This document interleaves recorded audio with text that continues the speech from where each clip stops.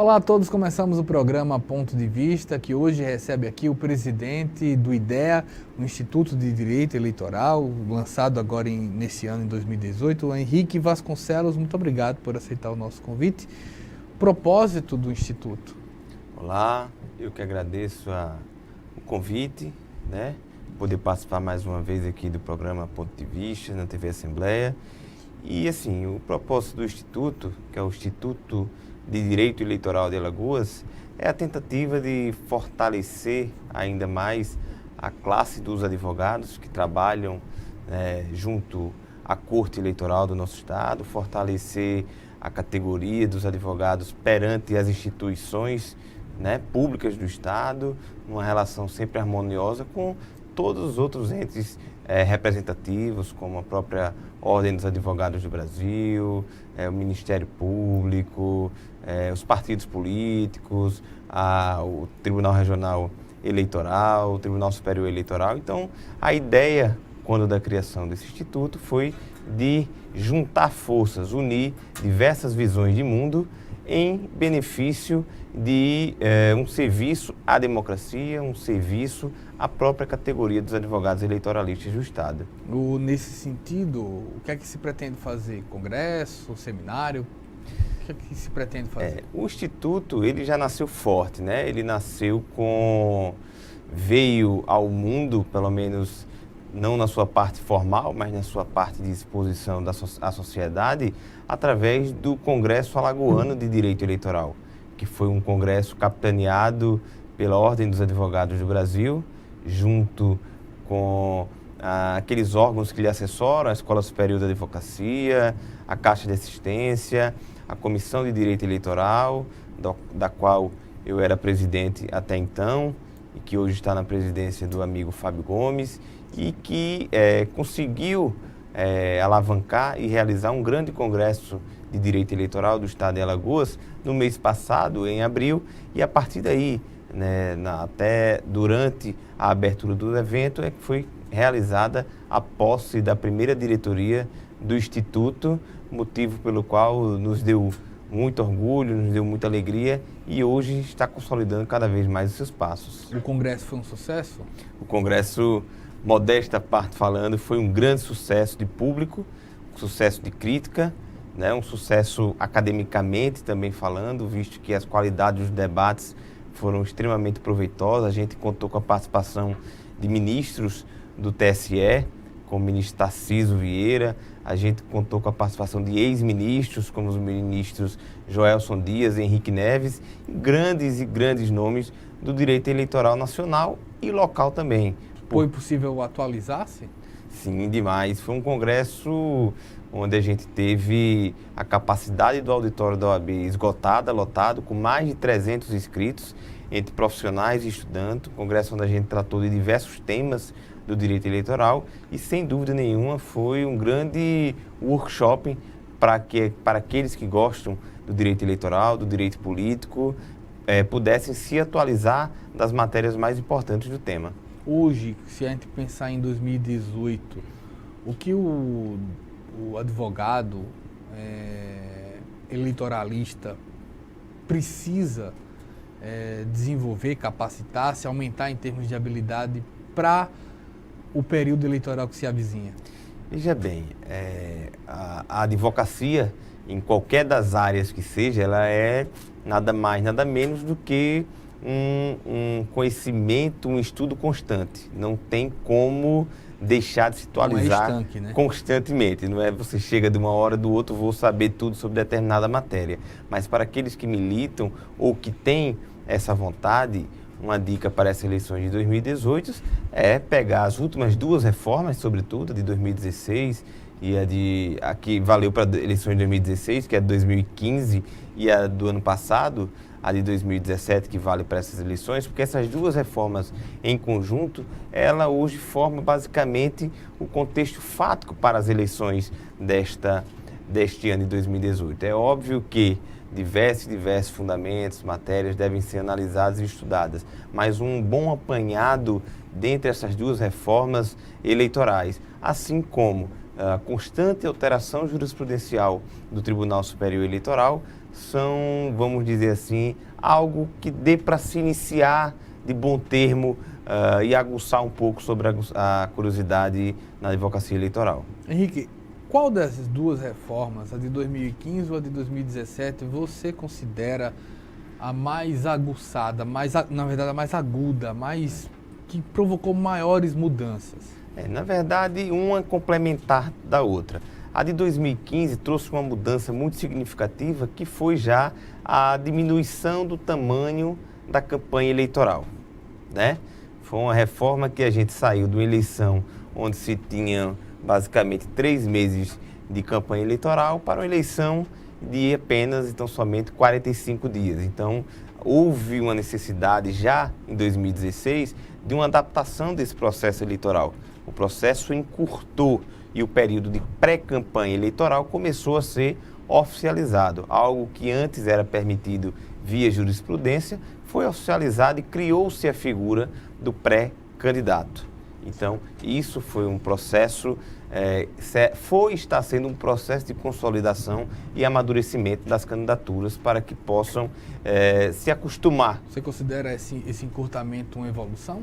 Eu considero uma involução, mas dentro dessa dicotomia foi um processo importante que os candidatos e aqueles que advogam e trabalham nos períodos eleitorais, eles devem e têm que se acostumar rapidamente, porque as eleições diminuíram os tamanhos, com isso diminuiu-se o custo. E a grande, vamos dizer, alteração para essa reforma de 2018, que aí já pegou uma carona num processo de reforma, mas do Poder Judiciário, que já valeu para as eleições de 2016, foi a questão da proibição das empresas de financiarem campanhas políticas, ou seja, o novo formato de arrecadação e gastos de campanha.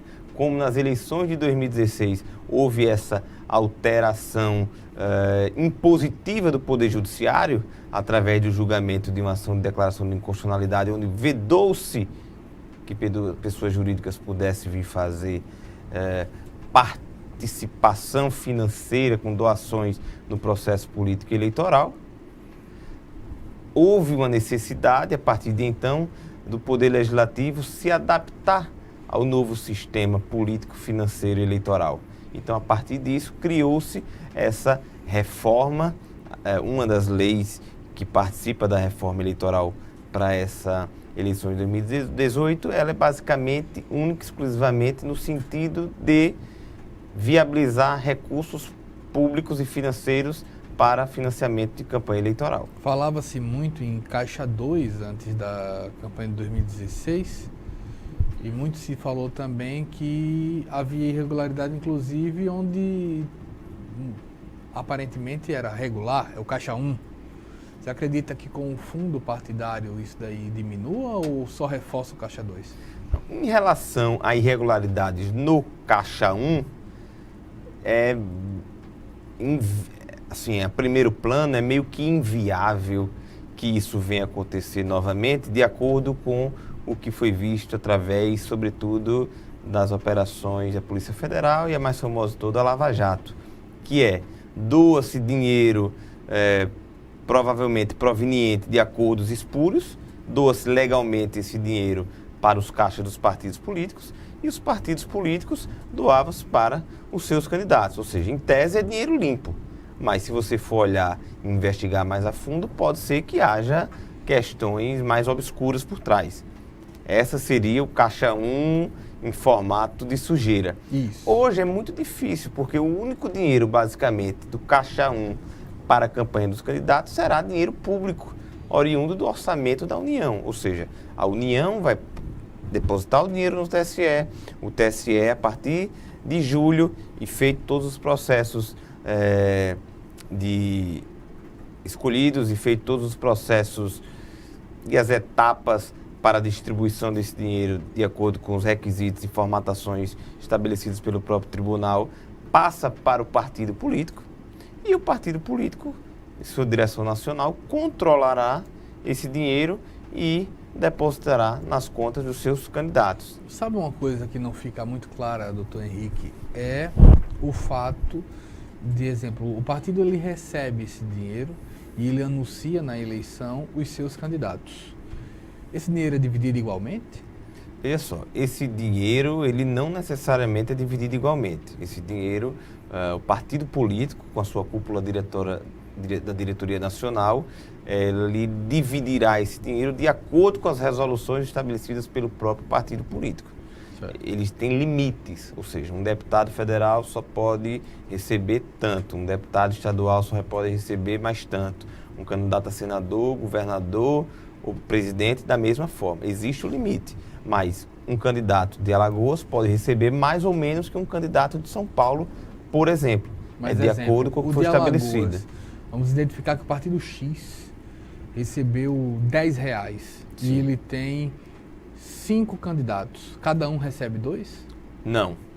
É de acordo com o que estabelecer então, ele pode o Diretório Nacional. Num caso desse, ele pode dar dos 10 para os 5, ele pode dar 8 para um. Sim. E o resto dividir entre os outros 4. Sim, e está aí a grande reforma dentro do direito eleitoral que deve ocorrer, deixando de fora uma reforma política, sistêmica, deixando de fora uma reforma de Estado, que é a reforma partidária.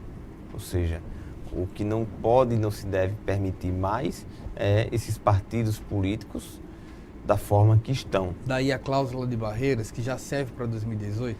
A cláusula de barreira serve para diminuir, que não serve, na verdade, serve para 2018, mas em uma proporção menor ainda, ela é gradativa. Ainda é de 1,5. É de 1,5, ela serve para diminuir os partidos políticos e fazer uma depuração dos partidos que realmente devam existir no sistema. Doutor Henrique, mesmo sendo 1,5, eu sei que a gente chegará em 2030, acredito. 2028, se não me engano.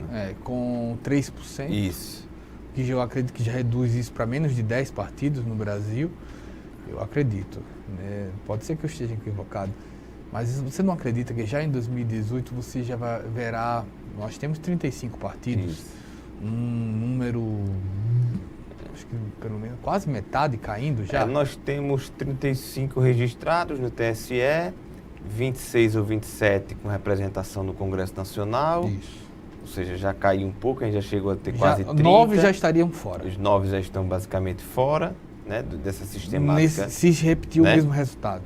E eu acredito sim, que eu acho que aí entre 15 a 18 partidos terão alguma representação no Congresso Nacional. Mas esses partidos, eles não ficam extintos, eles deixam de receber recursos. Eles não ficam extintos, como a diminuição dos recursos diminuiu para aqueles que não têm representação na Câmara e no Congresso Nacional como um todo. Então, a extinção deles é algo paulatino. Sim. Porque a partir do momento que eles não serão... Atinge o coração, né? Atinge o coração. A partir do momento que vocês não terão dinheiro, nem tempo de televisão, e vocês não têm ideologia ou segmento de sociedade que represente de forma significativa, você automaticamente não tem representados. Então, se você não representa nada, nem ninguém, nem tem recursos para negociar o que eles faziam, automaticamente é natural que esses partidos políticos, se não extintos, serão subrepresentados. A gente está aqui com o Henrique Vasconcelos, presidente do IDEA. A gente vai para um breve intervalo, volta já.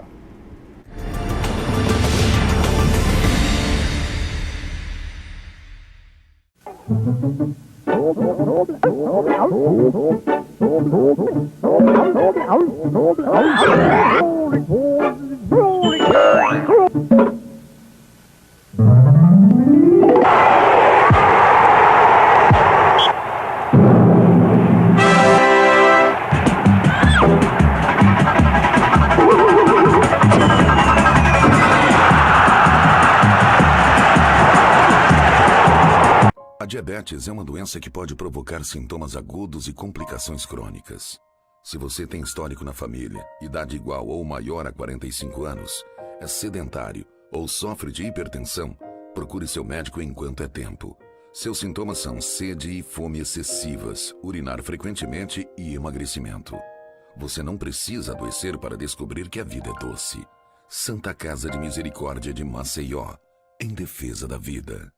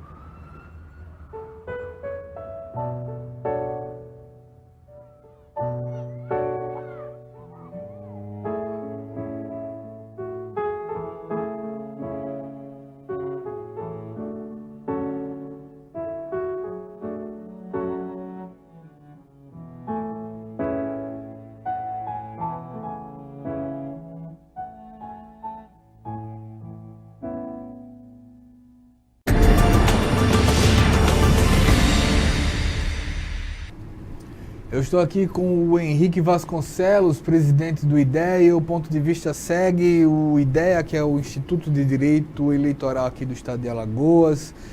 Teve posse em 12 de abril. Quantos são os membros do IDEA?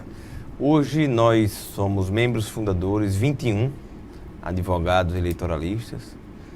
Posso dizer sem sombra de dúvida nenhuma que são 21 pessoas com história dentro do direito eleitoral local, algumas nacional, né? Escritores, conferencistas, pareceristas, desembargadores do Tribunal Eleitoral pela vaga dos juristas, ex-desembargadores, advogados de grande renome e constatação dentro do Estado. Então, assim, é um instituto seletivo realmente, no sentido de configurar aqueles que tenham uma história, que tenham uma atuação marcante dentro do direito eleitoral, na justiça eleitoral alagoana e nacional. Não obstante, a gente, a partir do segundo semestre deste ano, comece um processo de depuração para a inclusão de novos nomes, novos integrantes, para que a gente possa ainda mais fortalecer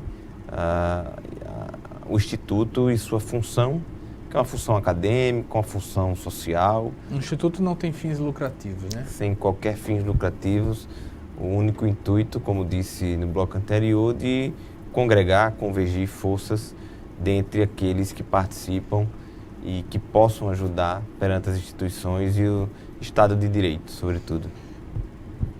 Qual a opinião do Instituto, que reunindo os advogados, sobre o que se discute até hoje no direito eleitoral, que é a questão da lei da ficha limpa, da inelegibilidade disso? Como o Instituto vê essa ação, essa peça do direito eleitoral? O Instituto, ele criado esse ano, a lei da ficha limpa, editada, promulgada ainda em 2010, já repercussão naquelas eleições, ou seja, um pouco, digo, 8 anos basicamente de antecedência, mas o Instituto ainda não tem uma posição formada, mas quando eu falo por mim como presidente do Instituto, e eu sei que é a maioria que pensa de tal forma, é que a lei da ficha limpa, embora tenha seus avanços, né, o que ela mira é algo muito interessante e relevante à sociedade, a forma como ela foi feita, patrocinada e as consequências geradas em virtude de equívocos processuais, equívocos de apontamentos jurídicos internos,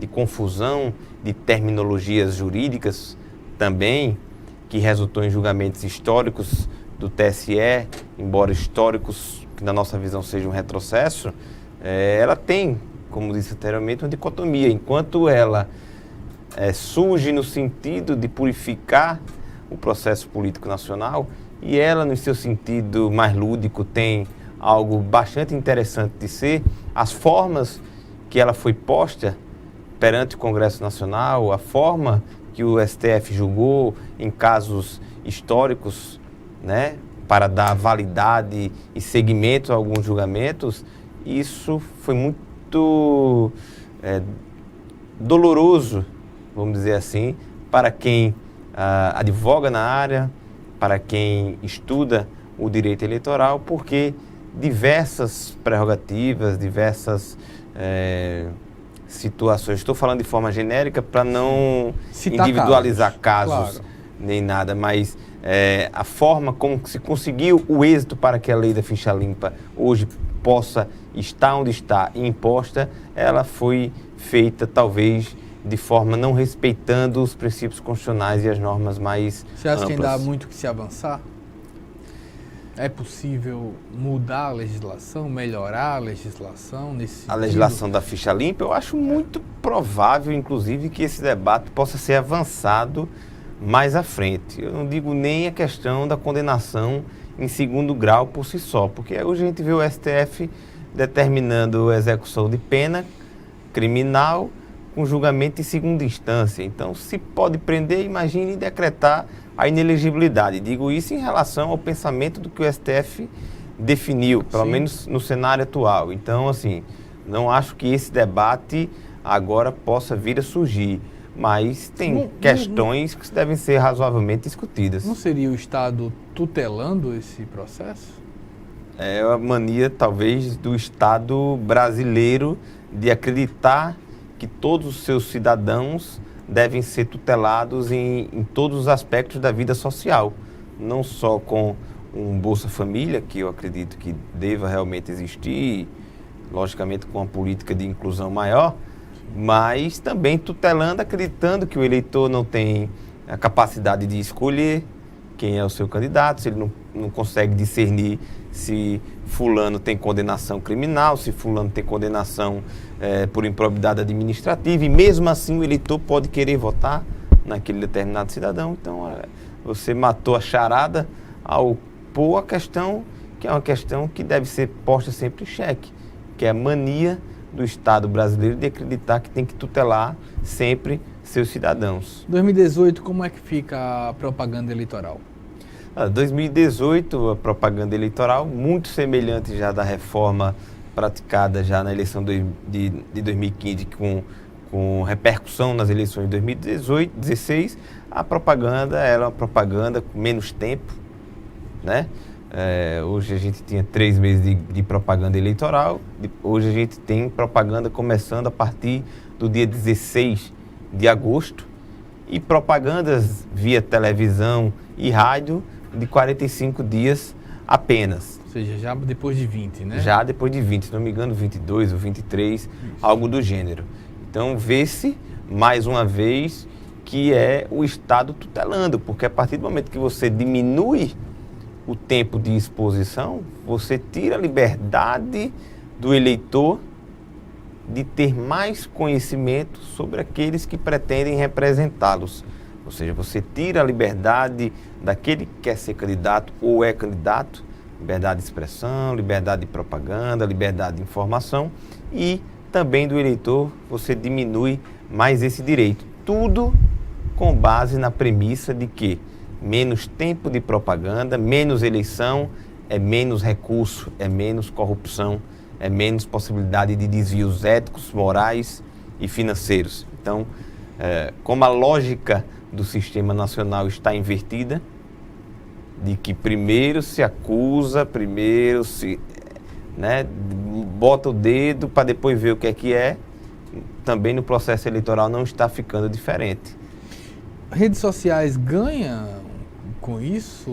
A campanha migra de plataforma? Redes sociais, eu acredito que nessas eleições de 2018, e aí é uma impressão pessoal, redes sociais, nessa eleição de 2018, nós saberemos o tamanho e o relevo das redes sociais num processo político eleitoral.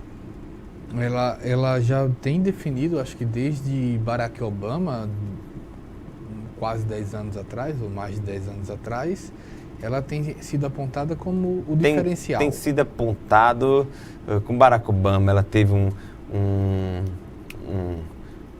plus muito grande no sentido de promover as ações que ele vinha fazendo já. Não foi basicamente as redes sociais, mas ela já sinalizou naquele momento a importância dela para um processo político eleitoral. A gente viu agora, mais recentemente, a eleição nacional de 2014, as redes sociais foi algo também muito combatido, muito fervoroso, já com uma participação muito grande, talvez o primeiro grande processo nacional com redes sociais de forma destacada.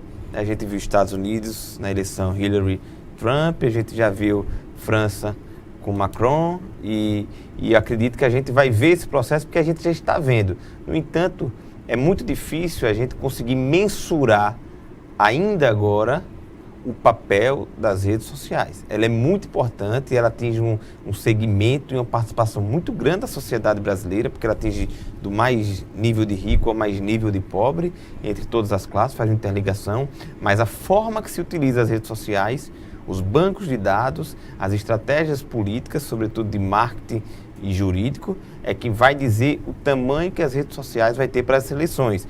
Por isso que eu costumo dizer que não se pode descartar a propaganda eleitoral convencional, sobretudo aquela de rádio e televisão. Muito embora nos pareça às vezes que é algo superado, esse tipo de propaganda, esse tipo de informação que se passa, às vezes, é quem conduz todo o processo de propaganda das redes sociais. Dá-se o mote e depois propaga-se através das redes sociais. Pode ser uma.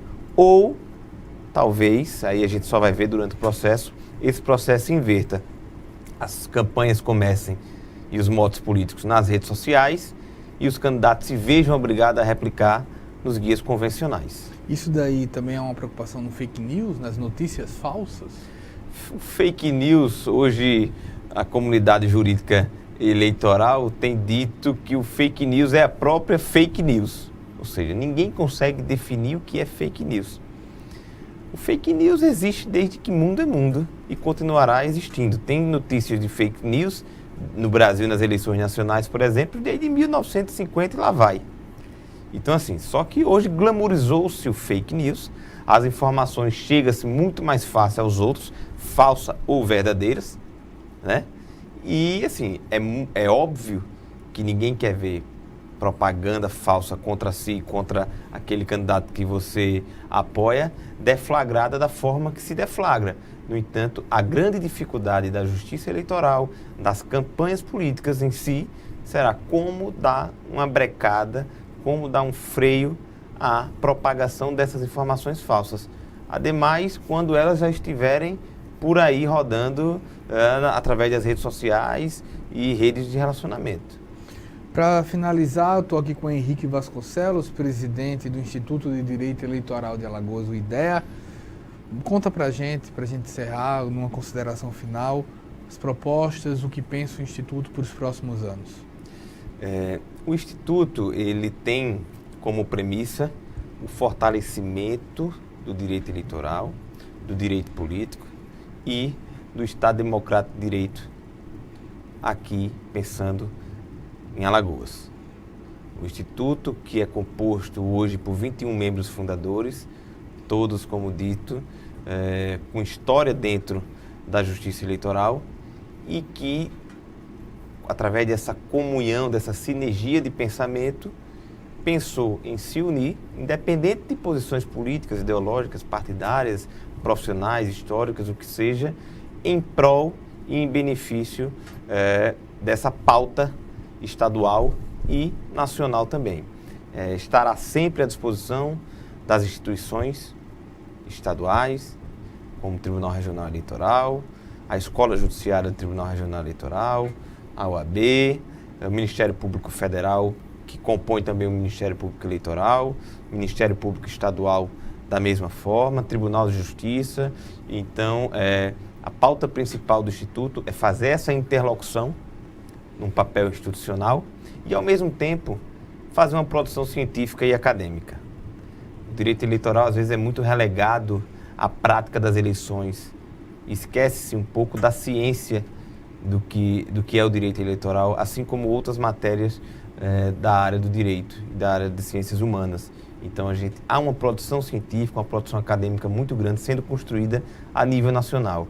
E, com base nisso, o Estado de Alagoas, andando de forma ombreada com outros institutos de direito eleitoral de estados, né, da federação, não vai ficar de fora também dessa produção, dessa nova fase do direito eleitoral nacional, que é uma fase de produção intelectual também, não se pautando nas jurisprudências, mas ao revés, fazendo que os julgados sejam passados nas produções científicas que sejam feitas através dessa comunidade jurídica. Obrigado, Henrique Vasconcelos. O programa Ponto de Vista segue, a gente vai para um breve intervalo.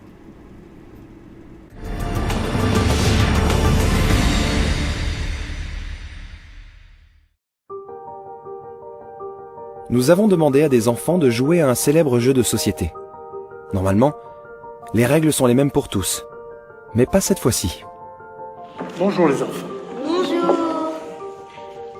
Une moitié de joueurs commence avec 1500 €, l'autre moitié avec 750 €. Mais ça se fait pas. Ça se fait pas. Un des joueurs favorisés aura 3 rues et 2 maisons dès le début de la partie. 3 rues et 2 maisons. Non. Ça se fait pas. C'est injuste. Un joueur possède une carte qui lui permet de ne jamais aller en prison. Là tu vas en prison. Pourquoi? C'est comme ça, c'est la règle. 1, 2, 3, 4. Comme tu as des béquilles, tu ne peux pas acheter de gare. Tu passes par la case départ, normalement c'est 200, mais toi, comme tu es une fille, c'est 150. Pourquoi? Et les garçons, ils gagnent combien s'ils passent la case départ? 200. Pourquoi? Tu as fait 6 dés là. Mais il y a que des 1. Mais ça se fait pas. Mais t'as vu la tricherie. Mais toi, par exemple, tu vas pouvoir acheter que la première partie. Et pourquoi? Mais pourquoi? Ça m'énerve.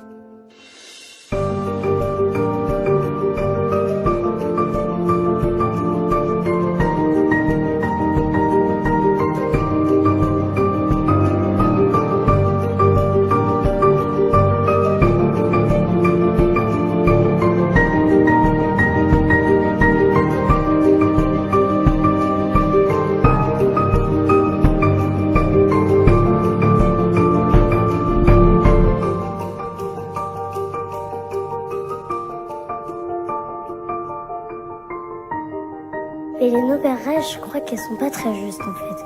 Je crois même qu'elles sont pas justes du tout.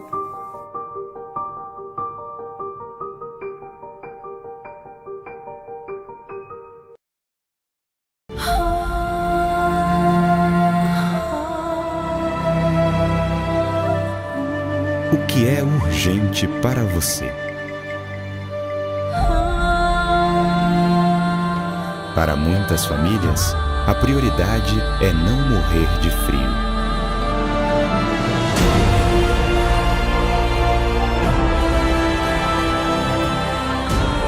Eu agradeço todo mundo que está doando os cobertores por causa do frio, né? Para esquentar meus filhos, principalmente, né? A gente é pobre e nem sempre a gente tem dinheiro para comprar, né? Preciso da LBV. Aqueceu o meu coração.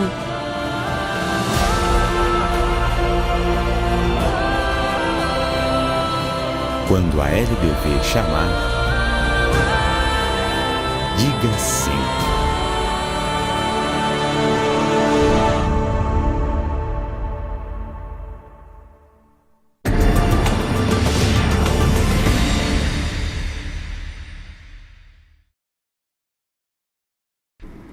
Voltamos com o programa Ponto de Vista, agora aqui comigo, o líder do movimento Diploma Legal, João Catunda. Muito obrigado, João, por ter aceitado o nosso convite. Nós temos visto o movimento atuar e denunciar uma série de abusos, de fraudes. Eu queria que você explicasse para o nosso telespectador que irregularidades algumas faculdades cometeram. Boa tarde, Wendel. Boa tarde a todos que estão nos assistindo. O seguinte, hoje existe um grande golpe aqui no nosso estado, como você mesmo mencionou, que é o golpe do diploma. Isso. Faculdades de fora que já são investigadas por uma CPI na Assembleia Legislativa de Pernambuco vieram para Alagoas fazer a mesma irregularidade. Hoje eles aplicam esses golpes em mais de 92 municípios aqui no estado e são mais de 20 mil alunos hoje que estão sendo lesados por esse golpe. Quando se vê essa situação, O movimento, ele surge de que maneira? Como ele identificou isso para ser criado? Eu tenho uma amiga, uma grande amiga lá de Palmeira dos Índios, a professora Yolanda. E a professora Yolanda, em uma das nossas conversas, ela mencionou o que estava acontecendo. Ela chegou a ser professora de uma dessas faculdades. E quando ela viu que tinha algo errado ali, ela começou a questionar. E ela questionou tanto que ela chegou a ser intimada por um dos donos das faculdades e disse a ela: professora, se você quer ajudar, você fica. Agora, se for para atrapalhar, pode sair. E a gente conversando, ela fez: João, será que a gente conseguia liderar, chamar esse pessoal, juntar para fazer um movimento, uma zoada para tentar resolver a situação desses alunos? Fiz: professor, o que você pedir eu faço. Eu tinha uma grande amizade com ela. E nos juntamos, ela incentivou a iniciativa do Movimento Diploma Legal e, como ela era uma professora, ela tem esse contato com os alunos. E aí conseguimos juntar um grande número de alunos hoje e estamos tentando, junto com o MEC, buscar uma solução que seja viável e legal para esses alunos. O movimento, eu tenho visto, o movimento procurou a Secretaria, se eu não estou enganado, a Secretaria Nacional de Regulação e Supervisão do Ensino Superior. O que é que conseguiu acesso? Conseguimos. O secretário, inclusive, Henrique Sartori, ele esteve em Palmeira dos Índios na terça-feira e na segunda a gente teve uma reunião. O Movimento Diploma Legal, o secretário, o Sindicato das Faculdades Regulares do nosso estado e a FEBRACON, que é a Federação Brasileira de Entidades do Direito do Consumidor. Isso com os estudantes? Não, o primeiro encontro foram com os líderes do sindicato, os representantes das faculdades regulares, para que a gente entrasse em um consenso e pudesse encontrar uma solução junto com o MEC para absorver esses alunos. A gente imagina quando o representante do MEC chega aqui, ele chega a reconhecer as irregularidades? Ele reconhece. Quando ele via os certificados, os diplomas, ele conseguia enxergar a irregularidade. Faculdades que eram de fora e não poderiam estar ofertando os cursos aqui em Alagoas, que vinham ofertar, elas montavam escritórios, como eles mesmos chamam, e começaram a aplicar o golpe aqui no estado. E hoje a gente tem sonhos que foram acabados por conta dessas pessoas. Explica pra gente. Você tem, vamos dizer, eu ouvi alguns nomes de faculdades e algumas inclusive com nomes realmente de fora. Então você tem Faculdade de Olinda. Isso. Uma faculdade de Olinda, por exemplo, ela pode dar cursos de graduação em Maceió, no interior do estado? Não. A Faculdade de Olinda é a famosa FUNESO, uma das maiores faculdades que estão envolvidas nesse golpe. E como ela é de Olinda, ela não pode estar ofertando curso de graduação aqui no nosso estado. No caso do presencial, não é isso? No presencial. Se ela fosse habilitada para um EAD, no nosso estado, ela poderia sim ofertar esse curso, mas ela não é. A gente pode consultar isso no site do EMEC. Certo. Então, uma faculdade, para poder fazer um curso presencial, ela precisa se registrar no MEC e registrar também ter uma autorização da cidade, de que vai atuar na cidade. Ela precisa ter essas duas autorizações pelo MEC. Uma para ofertar o curso, para a faculdade estar regularizada, e outra para ter um polo nessa outra cidade. Entendeu? Então, é o que acontece com a maioria das faculdades, ela chega a ter algum tipo de autorização, mas não para a cidade? Ela tem autorização para ofertar o curso na cidade dela. Na cidade dela, o curso presencial. E não tem essa autorização para ofertar os cursos do nosso estado. E muitas vezes, pelo que eu vi da denúncia do movimento, essa faculdade chegava com o nome e sequer pagava aluguel. As faculdades, na verdade, quando começaram a se tornar manjadas por conta da CPI da LEP, elas começavam a mudar de nomes. O caso do aluguel que você falou, eles conseguiam convênios com os prédios públicos e ali mesmo aliciavam até a mão de obra local, os professores, e vendiam sonhos também para os professores. Eles vendiam facilidades para os professores e faziam com que eles buscassem os alunos para estar alimentando ali sempre, estar sempre injetando mais aluno. Quanto mais aluno, mais dinheiro eles recebiam, querendo ou não, de forma ilegal, de forma irregular. Há casos, João, de faculdades que até teriam autorização para atuar na cidade, mas que vendia diploma ou aumentava em muito o número de vagas? Aqui no estado nós temos uma faculdade que... eu posso falar o nome? Não posso? A Faculdade Fera, inclusive. Ela fica em Arapiraca. Ela não pode ofertar o curso fora da cidade dela, que é Arapiraca. E hoje ela oferta em várias cidades circunvizinhas. Então hoje ela comete também uma irregularidade. Ela tem autorização para funcionar em Arapiraca, para fazer os cursos que ela está autorizada lá a fazer, mas ela passou a se tornar uma faculdade de prática ilegal a partir do momento que ela começou a migrar para as cidades vizinhas. Os estudantes, João Catunda, eles são vítimas ou eles são cúmplices? Do ponto de vista do movimento Diploma Legal, eles são vítimas. Os estudantes não têm conhecimento do que são as faculdades regulares, como diz o MEC, as IES, que são instituições de ensino superior, e as não IES. Eles não têm conhecimento disso. Imagine lá o estudante de Piranhas, de Delmiro Gouveia, do sertão lá. Às vezes eles lá não tem nem água para tomar. Imagine informação do que é uma faculdade regular e uma faculdade não regular. É complicado. Isso daí, o que o movimento busca? Qual a expectativa do movimento para os próximos meses? O nosso objetivo é encontrar essa solução com o MEC. Nós disponibilizamos a plataforma diplomalegal.com.br. Se você puder disponibilizar para quem está nos assistindo também aí no rodapé, seria o ideal. Nessa plataforma, os alunos ela vai servir primeiro de fonte de informação para o aluno. Certo. Os diários oficiais da União, que tem as portarias do MEC, a gente vai colocar no site, as matérias como essa que devem entrar no site, e lá também tem um cadastro. Tem uma página onde o aluno vai se inscrever para a gente ter toda a documentação acadêmica desse aluno, e com essa informação nós vamos junto ao MEC cruzar informações e tentar mandar para as faculdades regulares para que eles possam ser reaproveitados. Isso daí, www.diplomalegal.com.br. Que informações esse aluno precisa ter para se cadastrar? Eles vão ter que colocar os dados pessoais, normal, como qualquer... Mas precisa colocar o que? O currículo, presença, o ideal é que eles coloquem, quem tiver diploma e certificado, coloque seu diploma e seu certificado. Quem não tiver, coloque a sua carga horária lá, que já foi dada. É só pedir o histórico escolar lá à faculdade. Certo. Comprovante de pagamento, tudo que comprove que aquele aluno estudou naquela faculdade, que ele teve essa relação do aluno com a instituição. A ideia é que, de que maneira isso possa ser validado pelo Ministério?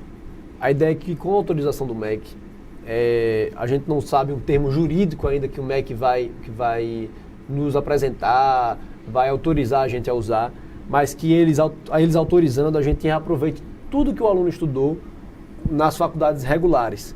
E aí cabe ao sindicato e a uma comissão que vai julgar o que o aluno estudou, se aquilo realmente tinha condições de ele ter estudado numa faculdade que não tinha estrutura, vão ser julgados por essa comissão, e a partir daí a gente vai tentar migrar para essas faculdades para que o aluno seja regularizado, que ele tenha o diploma dele legal e possa continuar aí seu sonho. A gente sabe que 4 anos a maioria dos alunos estudaram, não queremos deixar que sejam 4 anos perdidos, como muitos hoje acham que perderam, entendeu? A gente está mostrando aqui na TV, www.diplomalegal.com.br, pode ser feito. Alguns alunos que a gente pôde ouvir disseram que as suas faculdades chegaram a fechar. E houve quase que um pinga-pinga de faculdade. Começou em uma, mudou de nome, depois mudou de novo, depois mudou de novo. Já tinha, de uma certa maneira, um flagrante equívoco nessa situação. Isso. A gente, por exemplo, como Piranhas, a turma que eu visitei em Piranhas, uma turma são várias turmas, na verdade, lá tem aproximadamente 280 alunos. Esses 280 alunos, cada um passaram por 6 faculdades diferentes. Então, ora eles desconfiavam, e a hora também não tinha muito o que fazer. Alguns denunciaram, fizeram um boletim de ocorrência, mas a polícia se torna incapaz de ir atrás de algo. Alguns alunos diplomados foram atrás da polícia, BO, fizeram, atrás do Ministério Público. É caso de polícia? Vamos lá, tem duas vertentes. Certo. se torna caso de polícia por conta da enrolada que eles estão fazendo com os alunos. Estelionato, tem vários crimes que se enquadram nesses casos. Certo. E por outro lado, é caso do MEC.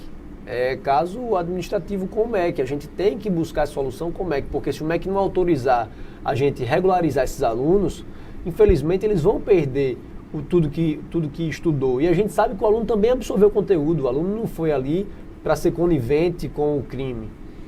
Os cursos que mais atingiram o quê? Pedagogia por causa do poder público, por causa de escola? Tinha muita pedagogia, tinha administração, educação física. Esses são os maiores alunos. Tinha teologia, englobava vários cursos, entendeu? Em alguns casos, eu pude ver também na denúncia que se ofertava, por exemplo, a educação física também, né? Não estou enganado, em que era necessário ter laboratório. Isso, de anatomia. De anatomia. Isso. E o aluno, além de não ter prestado a aula, né, no laboratório, estava aprovado? Nos seus currículos, nos seus históricos lá, apareciam como aprovado, mas eles nunca deram aula de laboratório. É por isso que a gente precisa cruzar essas informações com o MEC, com o Sindicato das Faculdades, para saber o que realmente o aluno estudou, o que realmente a gente pode aproveitar. Por exemplo, esses alunos da educação física teriam que cursar mais um período ou 2 para poder ter algumas matérias que são necessárias para a vida profissional deles, para o desenvolvimento deles, como o laboratório de anatomia, que é indispensável para um aluno de educação física, para um profissional de educação física. Esse material que o movimento tem juntado tem tido um reforço, diria assim, com o material da CPI desenvolvida pela Assembleia Legislativa de Pernambuco? Assim, nós temos hoje um dossiê muito bem montado, muito bem elaborado. Nós temos muitos documentos, temos muitos diplomas com registros, que alguns chamam de chancela, temos certificados com assinaturas de ex-donos de faculdades. Nós temos um grande número de documentos.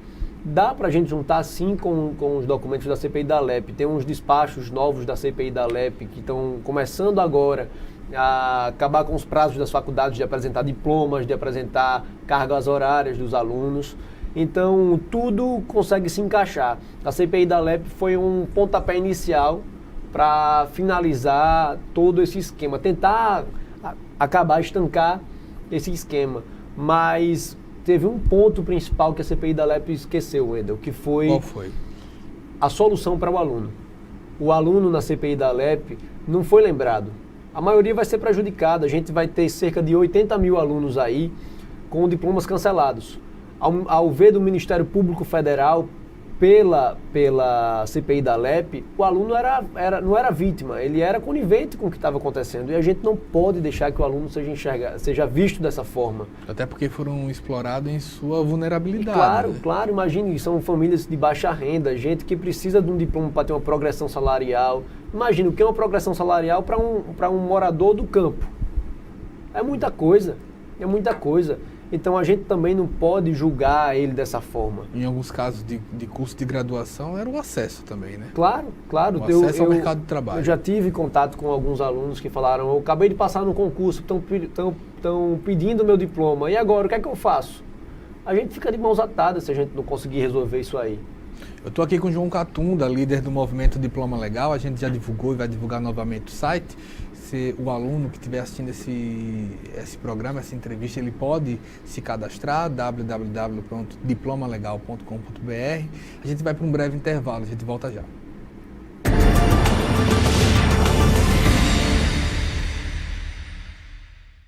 A diabetes é uma doença que pode provocar sintomas agudos e complicações crônicas.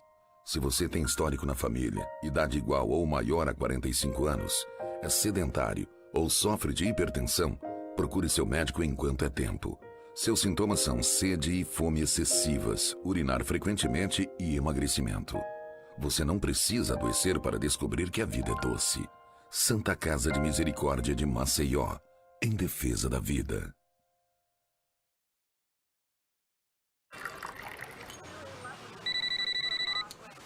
Alô? Senhora, eu lamento muito, mas o seu marido e as suas filhas, eles sofreram um grave acidente. A imprudência mata na estrada e fora dela. Dirija com responsabilidade. Seja você a mudança no trânsito. Colocar vidas em risco não é acidente, é crime.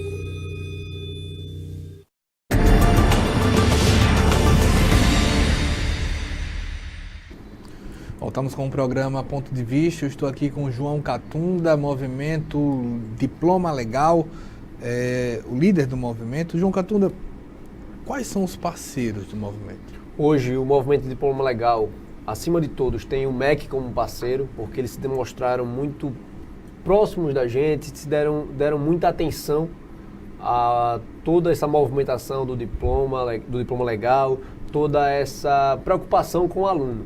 Mas temos também o Sindicato das Faculdades Regulares aqui do nosso estado, temos a FEBRACON, que é a Federação Brasileira de Entidades do Direito do Consumidor. Tem um sindicato também? O Sindicato das Faculdades. Das faculdades, né? Das privadas, né? Isso.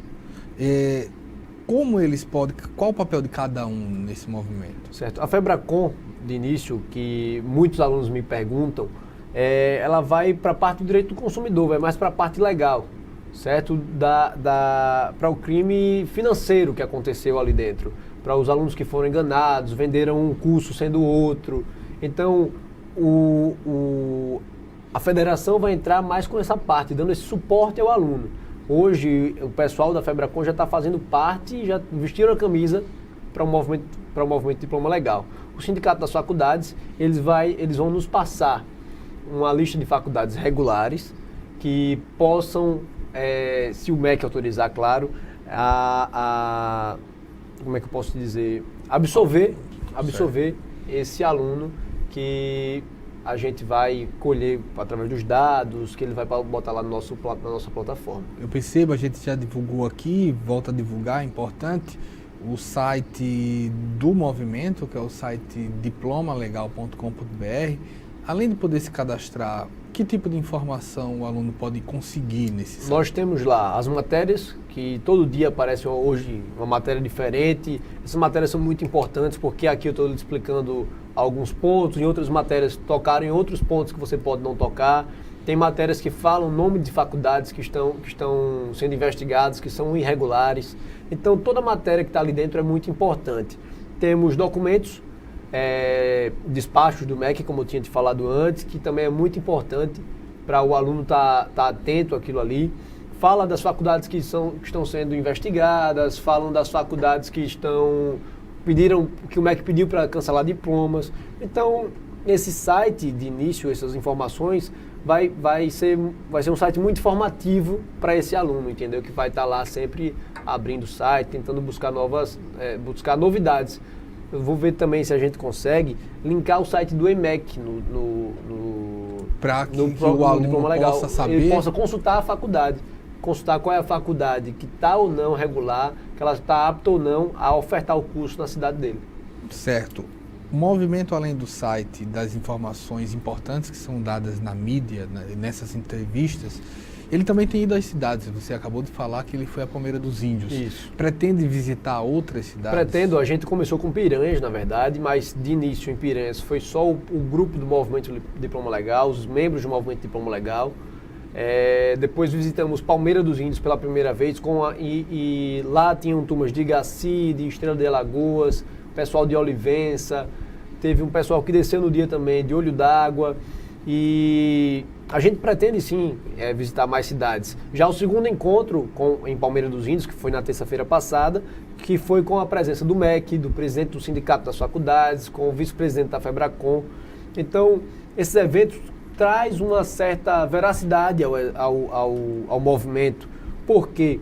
Porque os alunos já estão muito cansados, eles escutam muitas mentiras, eles são enrolados o tempo todo. Então, cada vez que você traz uma entidade como o MEC, uma entidade tão grande que para eles está tão distante da realidade deles, para a cidade de cada um deles, traz essa confiança no movimento. Eu percebo que não só o MEC, que é o principal órgão da educação no Brasil, quer dizer, da onde surgem todas as políticas públicas, mas uma federação nacional de consumidor, e percebo que começam a adesão também das prefeituras.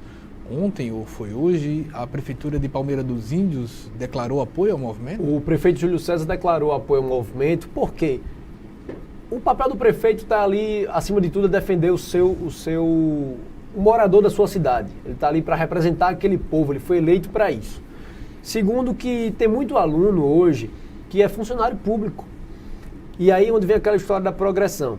Tem aluno que tem progressão salarial na prefeitura, mas com um documento que é irregular, que é inválido. Então passa a prejudicar também o erário público, o erário já é.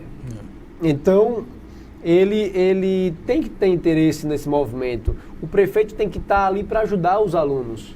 E você acredita que mais prefeitos devem aderir? Acredito sim. Eu gostaria muito que os prefeitos das cidades que a gente já visitou, das que a gente ainda vai visitar, que eles possam aderir a esse movimento. A gente às vezes vai precisar de uma ajuda para que eles cedam um espaço para a gente se reunir. Não é fácil também reunir esse pessoal em qualquer canto. Às vezes tem muita gente, como teve na reunião de terça-feira, com a presença do MEC. A gente precisa de uma certa estrutura para isso.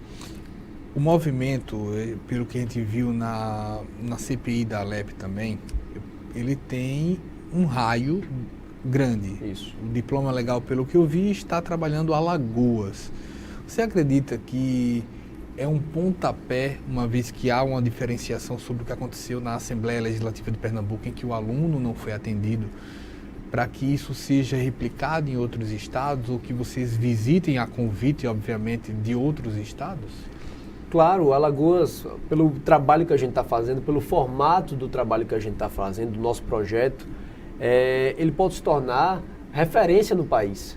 A gente vai iniciar em Alagoas esse movimento, mas ele pode ser até a solução para os alunos de Pernambuco. Ele pode ser a solução para os alunos da Bahia, da Paraíba, do Ceará. Hoje no país são 16 estados que estão sendo também lesados pelo golpe do diploma. Você acredita que cabe o que a essas faculdades? Que tipo de ação do MEC ou do Ministério Público ou da Polícia Federal? A que cabe? Primeiramente, Wendel, eu acredito que os donos dessas faculdades, os responsáveis por isso, sejam presos. Eles têm que ser punidos penalmente, criminalmente. Por quê? Porque já fizeram em Pernambuco. Não puniram criminalmente. A gente não viu ninguém preso até então. E continuaram fazendo. A cara de pau dessas pessoas é muito grande. Eles saíram de Pernambuco, onde atingiram 80 mil pessoas, e agora vieram atingir mais 20 mil pessoas. Aí, em 2 estados, são 100 mil. São 100 mil alunos, são 100 mil sonhos que se acabaram. E há uma previsão de que isso tenha acontecido também muito em outro mais. tipo de prática. A gente tem uma informação também da Faculdade de Nova Iguaçu. Lá também foram 80 mil alunos, um pouco mais do que em Pernambuco, mas que foram e vão ter os diplomas cancelados. Com os mais variados nomes. Exatamente. São muitas faculdades. Fora as 6, 8 que a gente tem conhecimento que hoje estão em Alagoas, fora as que já fecharam, lá deve ter mais uma dezena. Se não me engano, uma informação que o secretário deixou lá em Palmeira, na nossa reunião, no país são 67 faculdades que já estão sendo investigadas nesse esquema, e 37 já passaram para a fase de descredenciamento, e 19 já foram descredenciadas. Eu quero passar novamente aqui para a gente encerrar o site diplomalegal.com.br e peço, João, que você encerre mostrando o que é por que é importante o estudante entrar, o que é que ele deve apresentar e qual a solução que o movimento espera. Primeiramente, Wendel, eu quero ressaltar a importância, como você falou agora, da plataforma Diploma Legal. Hoje já foram, nesses 2 dias, 1.500 alunos inscritos na plataforma. Querendo ou não, é um número baixo, mas para 2 dias foi um número extraordinário. É baixo porque a gente vive em Alagoas hoje, tem um universo de 20 mil alunos, que a gente tem conhecimento dos alunos diplomados, fora os que estão ainda cursando, que ainda precisam conhecer o movimento, que precisam conhecer as irregularidades, que através do movimento, através da plataforma do movimento, ele também vai conhecer tudo isso. Então é muito importante que você, aluno, se inscreva no site. É impossível a gente conseguir uma solução sem você estar lá. A gente não tem como chegar até você sem você estar inscrito no site, porque a gente precisa dos seus dados para, junto ao MEC e o sindicato, a gente buscar essa solução e tentar absorver o máximo do que você estudou. Tá bom, muito obrigado. Estive aqui com o João Catunda, líder do movimento Diploma Legal. O programa Ponto de Vista fica por aqui. Agradeço a você pela audiência, espero uma próxima oportunidade. Até mais.